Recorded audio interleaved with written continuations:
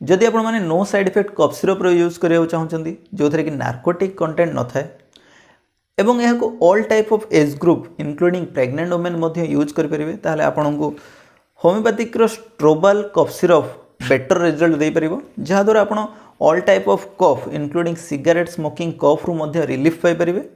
But मु always recommend करे कि डॉक्टर को परामर्श अनुसार आपन को मेडिसिन नेले आपन बेटर रिजल्ट पाई परिबे। एही भली हेल्थ टिप्स ओडिया जानिया पई हमर YouTube channel Odia health care को सब्सक्राइब करंतु।